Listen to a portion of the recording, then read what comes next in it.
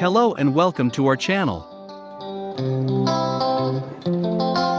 In today's video we answer really big questions like, how many words do Eskimos really have for snow?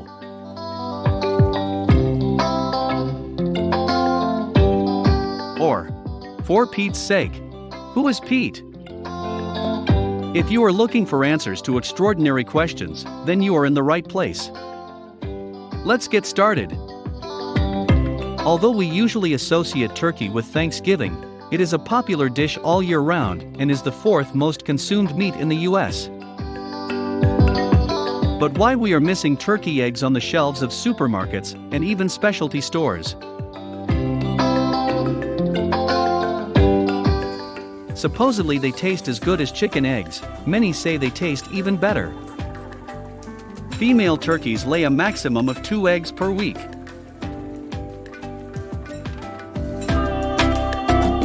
According to Modern Farmer, the sale of turkey eggs, for most farmers, is not economically feasible. The time and resources needed to produce them would end up costing $3 each.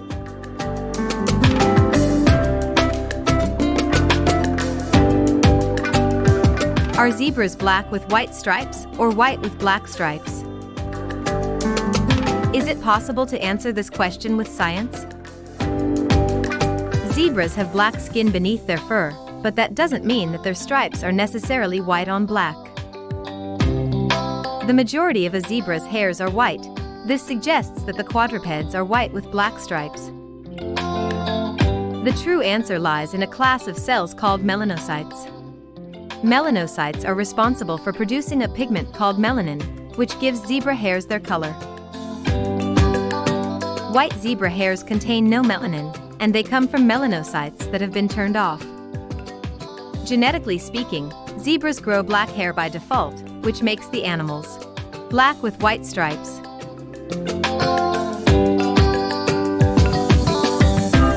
Why is it called the placebo effect? In the 13th century, the term placebo was not reminiscent of clinical studies, pills, or a medical preparation. Placebo in Latin means, I will please. The full line translates to, I will please the Lord in the land of the living. In The Merchant's Tale, by Geoffrey Chaucer, he called one of the characters, Placebo. Placebo, unsurprisingly, spends a lot of time telling his older brother exactly what he wants to hear, while a third brother, Justin, gives much better advice.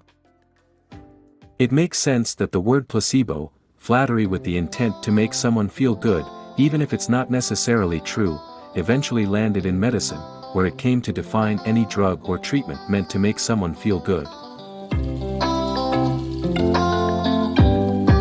Everyone knows the phrase, for Pete's sake. But who is Pete? When it comes to finding ways to convey outrage or frustration without hurting anyone, human creativity knows no boundaries. Compared to others, for Pete's sake is a milder version of for God's sake or Christ's sake, which violates none of the 10 Commandments. According to the Oxford English Dictionary, the first written instance of for Pete's sake is from 1903. Some said that Pete is really Saint Peter. But without any actual evidence to support that conclusion, it's also possible that Pete wasn't a person at all. Clever cursors may have just chosen Pete because it sounds a little like pity. Pete's sake sounds even more like peace sake, a phrase that popped up sometime during the 19th century. We can't be really sure who Pete was, if he was anyone. Pick your favorite Pete and dedicate your curse to him. Why is there a light in your refrigerator, but not in the freezer? If you try stealing a snack from the fridge at night, you're in luck. The built-in light makes it easy to see what you're doing. If your snack is frozen, you probably need to get a flashlight. The most freezers lack their own light source. As economists explain, this is a fairly classic example of the cost-benefit principle. The most popular explanation is that we simply don't open our freezers as often as we do our fridges.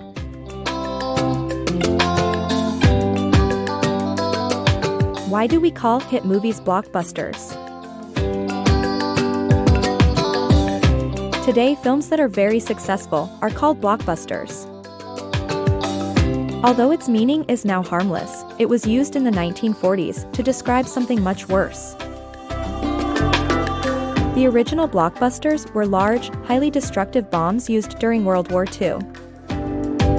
The Time magazine first printed the word in a November 29, 1942 article about an Allied bombing in Italy. The nickname came from the weapon's ability to decimate entire city blocks. In 1943, the Time magazine used the word blockbuster the first time, regarding to a movie. Today, there's no agreed-upon amount a movie needs to make before it's considered a blockbuster. Maybe Dr. Evil knows how much a movie must make. $1 million.